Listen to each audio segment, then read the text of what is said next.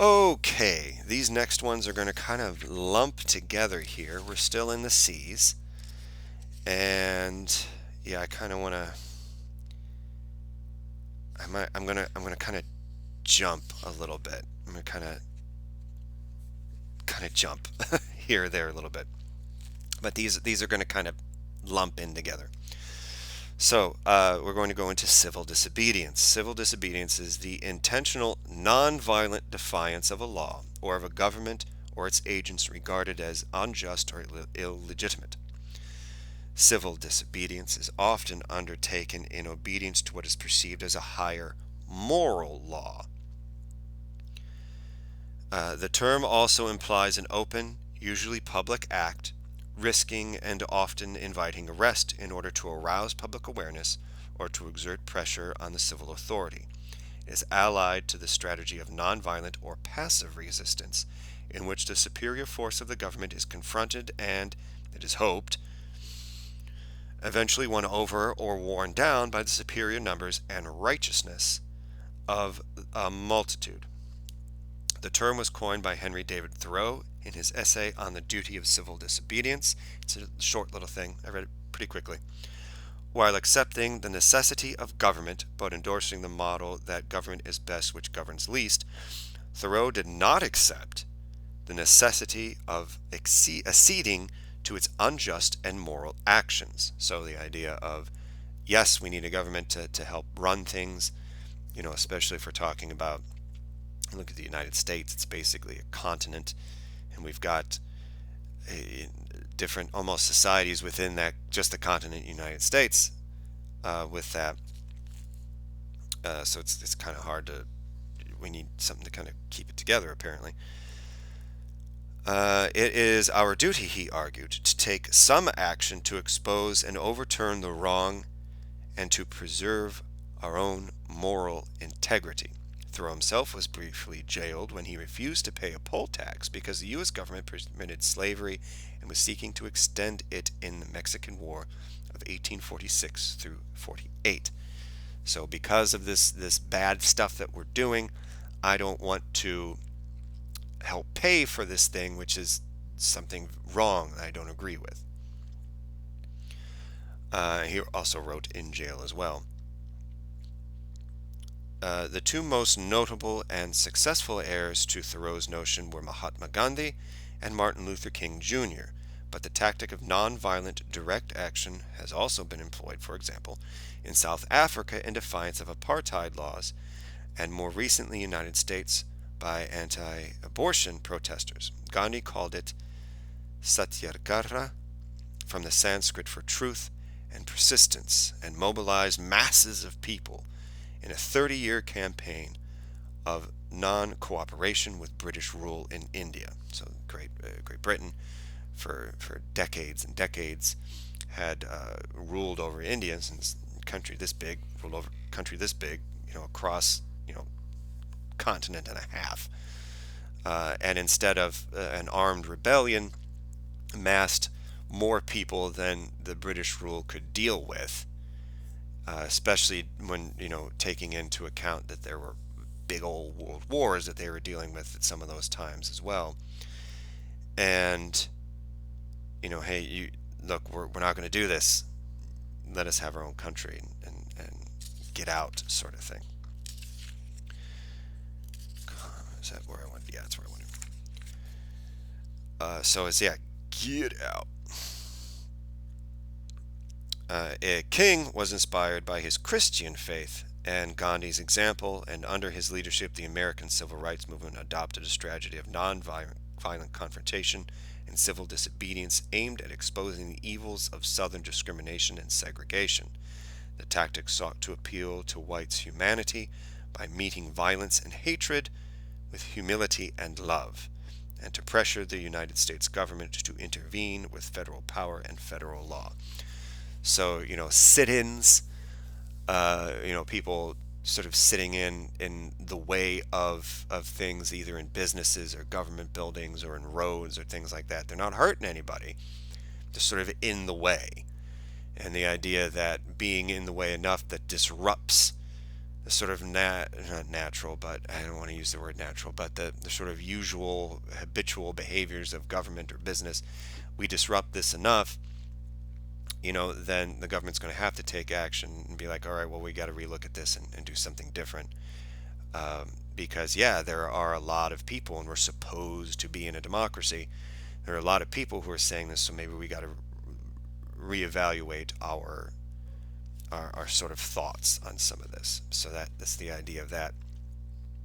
And civil, not only meaning in terms of city, but also civil as in polite disobedience. So it's not like active aggression towards a thing. So now we're going to move into the idea. Oh, what? Okay, no, I'm not going to do that one. So sorry, I got distracted. Class. We're going to move on to to define sort of class of this.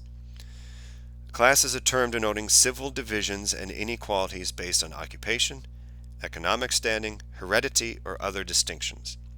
Although social stratification is almost as old as human society, examples include the Indian caste system and the medieval European estates of nobility, clergy, and commoners. The word class was rarely applied to society before the early 19th century. The Industrial Revolution had brought about significant changes in the social order, including the rise of prosperous entrepreneurs and a large urban workforce that began to be seen in terms of classes of people defined according to the economic function and relation to the system of production. So there's always kind of been an idea of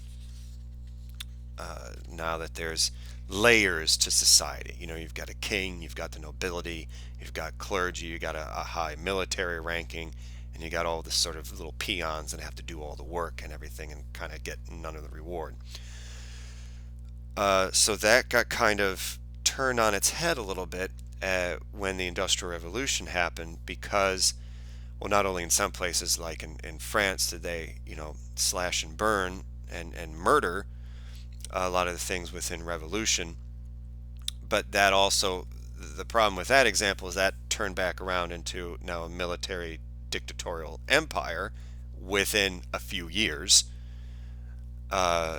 So that again went back to a stratification with Napoleon, which is really not long after the French Revolution. But then you do have things like the American Revolution, where now we don't have nobility, but we still have an elite ruling class.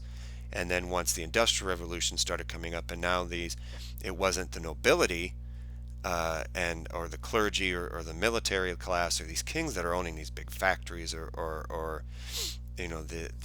these production things and selling stuff to that. It was now these people who maybe would have been commoners before, and then the workforce underneath that now in some ways maybe have a little bit more money now with stuff too. And so now the power got shaken up a little bit, but that went into where we still have a sort of class system. We still have these stratifications of people, but now it's almost more based on a little bit more money. Excuse me, but like we said before, that perpetuates a certain heredity with it too. That perpetuates a certain family thing with that as well. If my family was really, really, really, really wealthy, then the chance of me having wealth as well is going to be very high. Even if I'm not living off of some trust fund, my opportunity to education, my opportunity to get into other jobs or careers with a higher sort of bankability is going to be there because my parents know people, and then I'm going to know people, and all these other things too. So that tends to keep things separated out. Although they did not invent the concept, the French socialist Claude-Henri Saint-Simon was among the first thinkers to analyze social divisions in light of industrialization. The theory of class is associated primarily with Marx and Engels, so Karl Marx and Friedrich Engels, who declared in the Communist Manifesto of 1848, quote, "The history of all hitherto existing society is the history of class struggles," end quote. They saw economic relations, specifically ownership, and non-ownership of property and surplus resources as the defining element of social structures and the source of social status and group identity. In this analysis, human societies have always divided into hostile groups. Under capitalism, they are reduced to two: the bourgeoisie, or owning class, and the proletariat, or working class.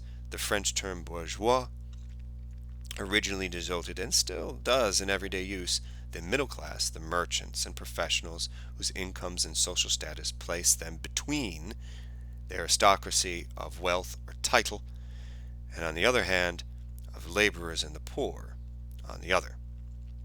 This tripartite distinction is another common division of classes. In Marxist theory under capitalism, class divisions foster class consciousness and awareness of common interests that are threatened by the other class, which fuels class conflict and leads ultimately to the socialist revolution. So that idea we talked about, it was the common interest. So it's my, if I'm wealthy, it's of my interest to maintain my wealth, and if I have kids, that they be taken care of and stuff too. So I'm going to do things with people who are equal or higher to me in order to perpetuate that.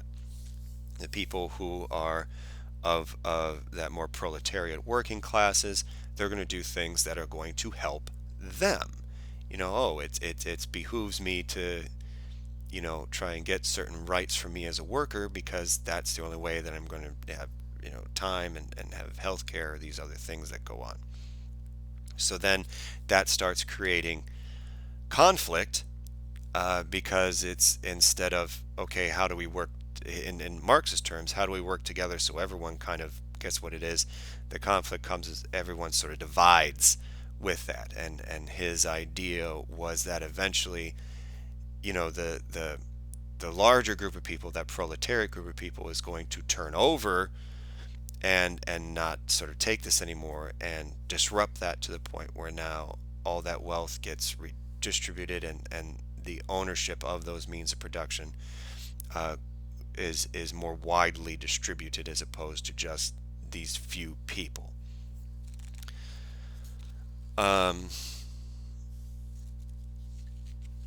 So just as we don't have pure capitalism, we haven't had pure communism either, because in those other countries where allegedly socialist things have happened, there's still been a totalitarian elite ruling class. In communist China, in the USSR, Cuba, and all these other places, the workers didn't control means of production. There was inequality. There was almost a smaller ruling class that was harder to get into.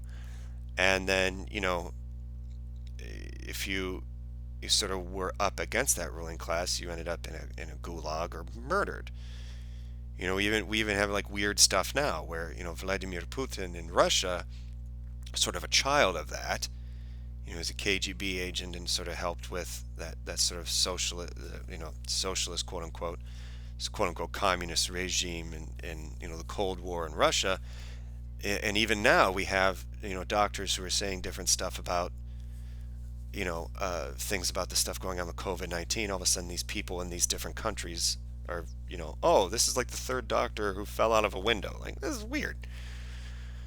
So we've got all these, there's still sort of imperfections in a lot of these systems as well, and those imperfections are people to a certain extent.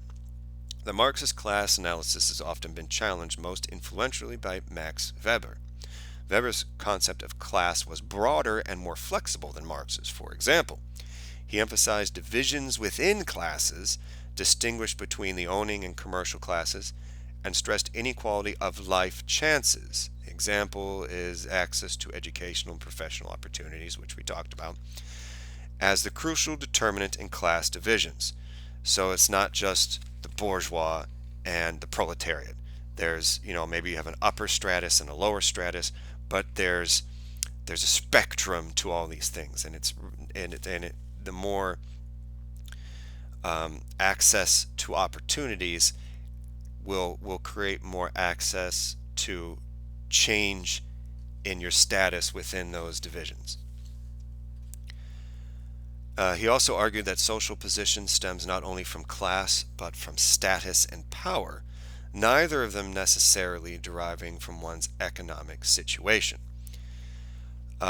So, this is where a modern example might be influencers. You know, some of the people who are online that are now maybe able to make a living at being on YouTube or Instagram or something like that. They're not exactly maybe in in a more traditional sort of bourgeois structure where they don't own like a store. You know, they're not hiring people, so to speak. They might have a couple people that work for them because they need someone helping edit their videos or something along those lines, but they're not, you know, creating a lot of things, but they might have a lot of influence because a lot of people follow them. So their status is higher. Maybe they have endorsements. You know, say I got really popular on YouTube for my Tai Chi videos. And all of a sudden, like Adidas or Adidas is like, hey, look, we noticed you wearing our shoes. We want to sponsor you. You just got to, throw us, on your videos like, hey, my shoes are Adidas. Adidas is cool, sort of thing once in a while. Or certain things with that. And then maybe I'm on like Poster or something like that. That someone in, you know, Taiwan or something is seeing or anything. And then that, so there's a certain status I might have, a certain power I might have to kind of influence people's ideas of products, but I don't really contribute in a more traditional capitalistic way. The claim by revolutionary communist states that class has been abolished was challenged by many, including Yugoslavian Vice President Milovan Djindjic. I apologize for that. Whose 1957 book, The New Class, charged that the system had spawned a bureaucratic oligarchy that ruled in its own interests. So again, what we were talking about is these revolutions didn't create the sort of egalitarian, equal societies that they were going for. It was, again, a very small number of people super controlling the power. And again, there's a certain sort of people self-interest that has to be sort of thought of as well. Because if you get pure egalitarian, everyone gets exactly the same. Not everyone's going to produce exactly the same. Not everyone can. I'm not going to be able to do the physical labor of someone who's 6'3" and 200 pounds naturally. Like, that's just sort of where their natural body is. I'm actually, even though I lost a lot of muscle mass and during the this whole lockdown sort of thing, I'm still, a few pounds or at least or something above my sort of natural weight. So I mean, if I just can't do that. I've certain health problems, certain other things. I can't do what other people may be able to do, and vice versa. So now, having that be completely flatline equal with that, there's going to cause disruptions with that, and there's going to still create certain degrees and levels of things or anything else like that. So while an equality of opportunity is ideal, an equality of outcome might not be super realistic, but that doesn't mean that everyone doesn't have the right to the best quality of life that they can possibly have. The American ideal of equality, the comparative freedom of social mobility in the American society, and the rising incomes of unionized labor in the post-war 20th century, so after World War II is really what they're talking about with that, have prompted resistance to the use of class as a descriptive concept, even inspiring claims, despite great inequalities in wealth and income, that the United States is a class society.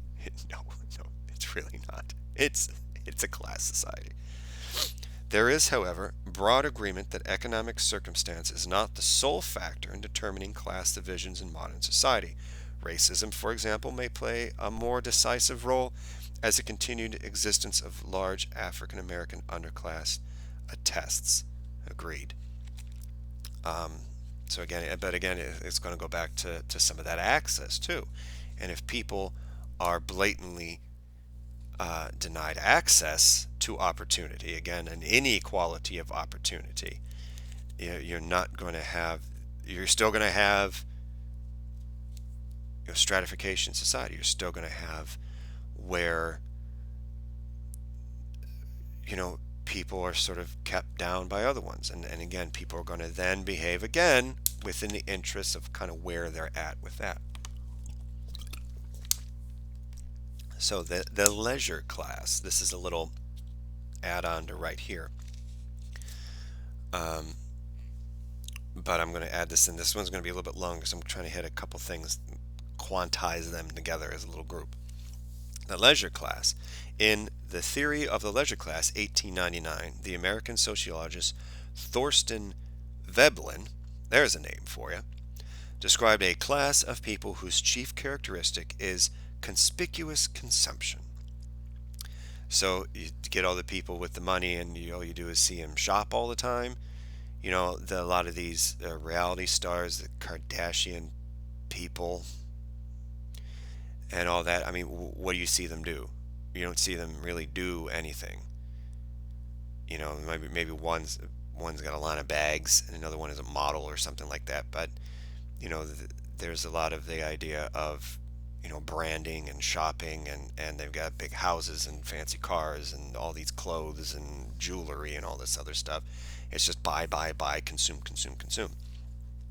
Owners and heirs who do not produce anything, but who contribute to the economy by consuming goods, and thus provide employment for the producers of those goods.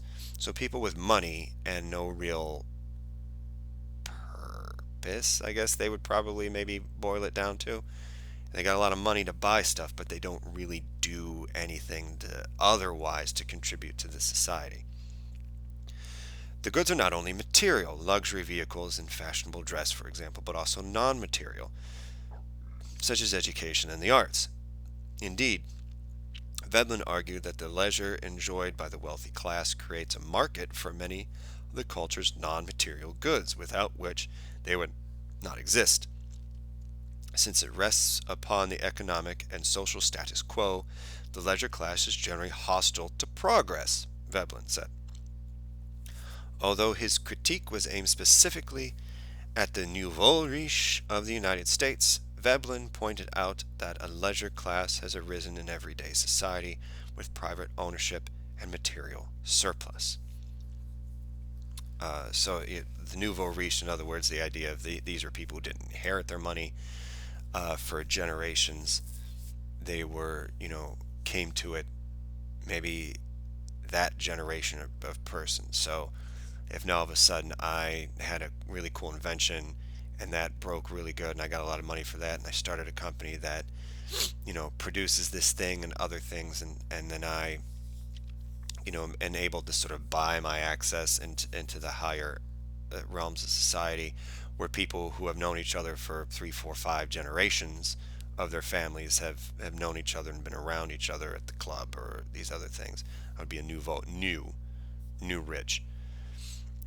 So that is creating a sort of thing. So yeah, maybe this first generation moves up the social classes, and then successive generations of their children and grandchildren, some maybe don't really move or don't really do stuff because they're sort of inheriting all this stuff that would go on with that, as opposed to it being having.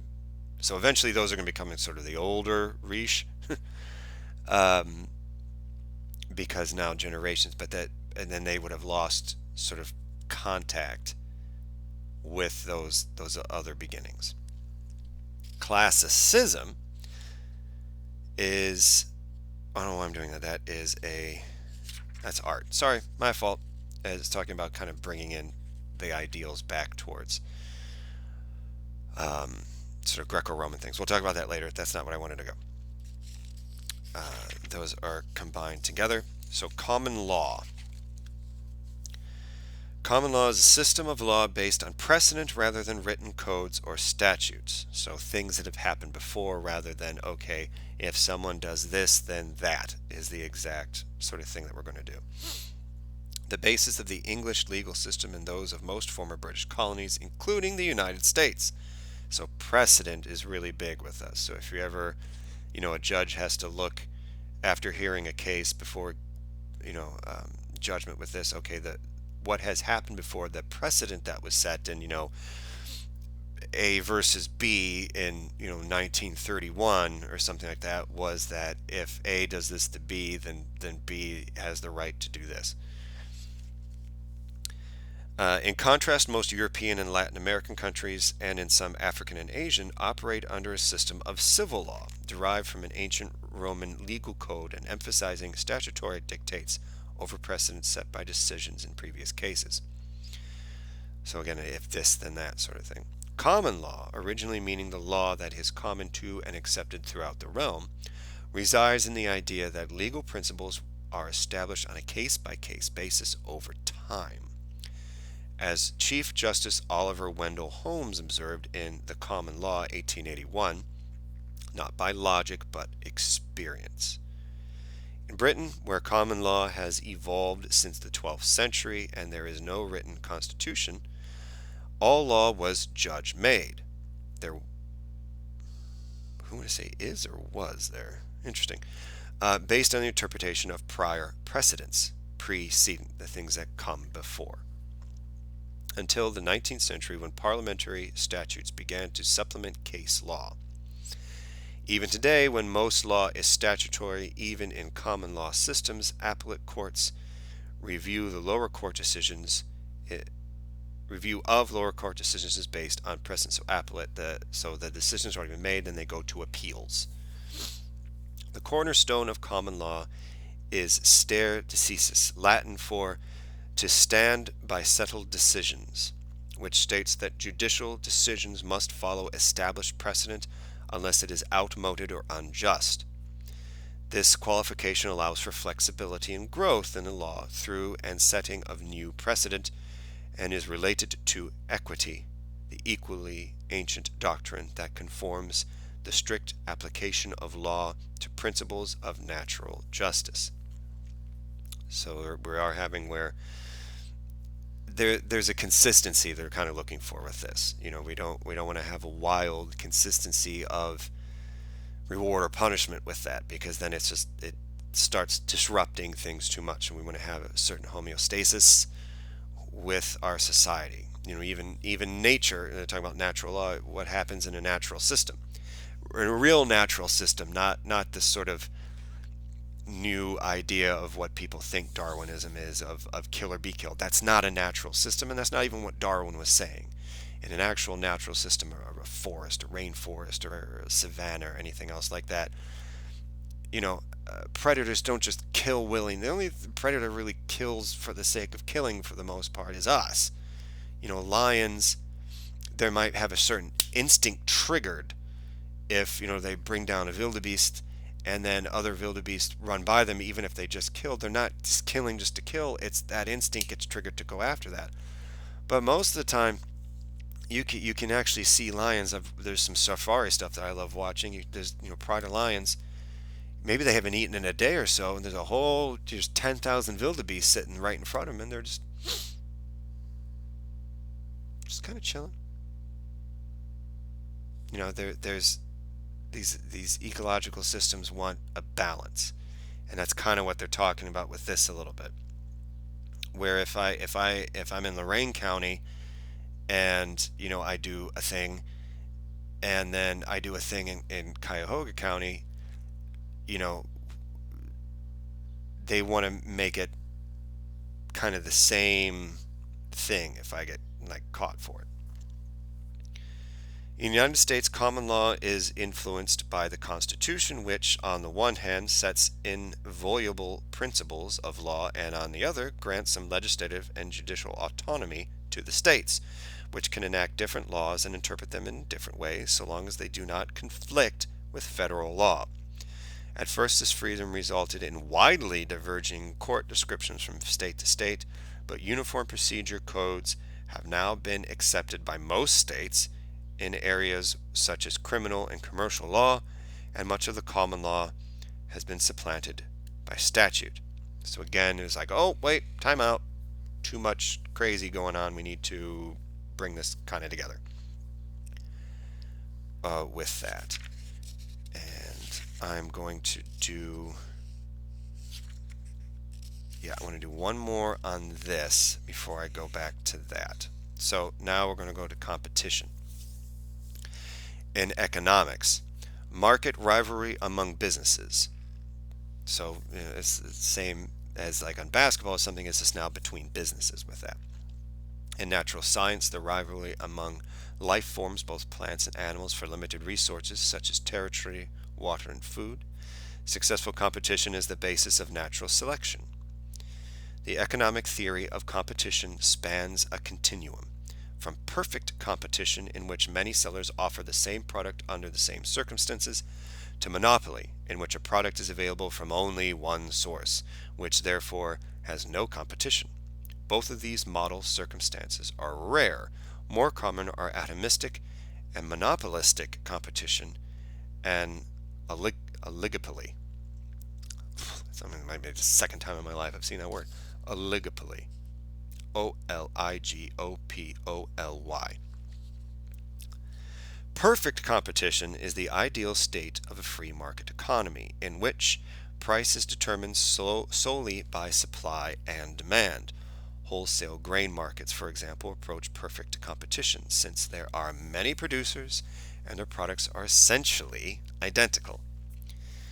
Atomistic competition occurs when many different products are offered by many different sellers, such as the vendors at a flea market, who compete for a limited supply of consumer cash. Monopolistic competition is seen when several firms sell different versions of the same kind of product. Monopolistic competition exists among restaurants, for instance, because although they are all vying for the business of people who want to eat out, each offers a different cuisine, ambiance, price range, and so on. The restaurateur may have a local monopoly on Mexican food, but not on dining options.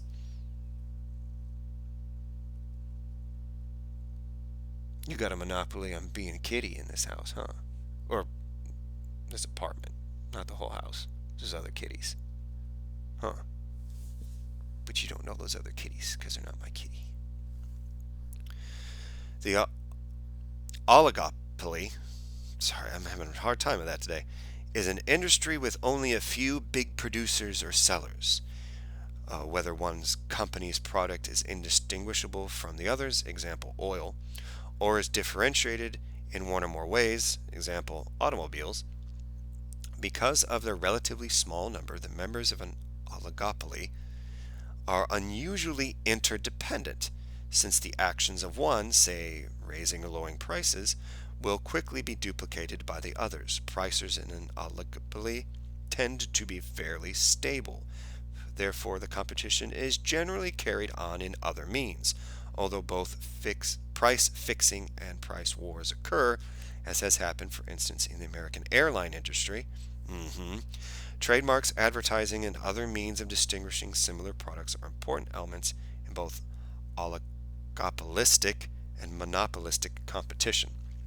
So the airline things is interesting because most of the big airlines got together and kind of fixed their prices on certain things. Like they don't go above or below this sort of metric for the things. And then Southwest was like, nope, I'm doing what I'm going to do.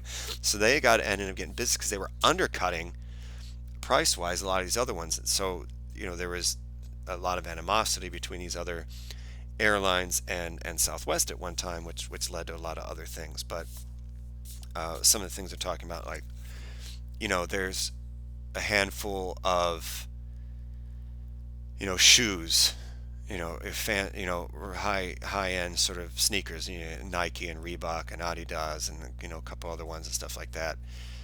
So, there's a lot of similarity across the line and everything. So now it's like, well, We want to get you to be faithful to our brand. We want to, have it where there's a certain status with our brand that you don't have with these other people. We want to associate our brand with people you like. So you think you're associating with the people you like by associating with us. That's kind of what they mean by that. A monopoly exists when the production, distribution, or sale of a product, or all three, is controlled by a single firm. This occurred in early years of the computer industry when only one company, IBM, possessed the essential technology. In a monopoly situation, production and price are set at levels intended to maximize profit. The supply of a product is often artificially limited, or its price unrealistically inflated, leading to an inefficient use of society's resources. So if I have a widget and I'm the only person that makes a widget, I can either now say I have the capacity to make 100 widgets a day and set the price at maybe $100 for this widget. I'm just making the numbers easy. I only produce 10 a day, maybe, and set the price at maybe $1,500 a widget instead, because the supply is much limited. Now, maybe it should be, if I only produce a 10 a day, then I should set it at $1,000, because that would then be sort of equal to that in rough terms with it. But I set it at 1,500. I'm now saying you're going to give me more money for this because you really want it, and there's less of it before. So even though maybe I should be selling it for only $1,000, I'm selling it for $1,500, and you're going to buy it. And sometimes it happens. All right, so I'm going to stop there. I know there's a tiny bit of bounce around with this, but there is a lot in this C part here, and I'm going to kind of go back on a couple other things here with that. So thank you.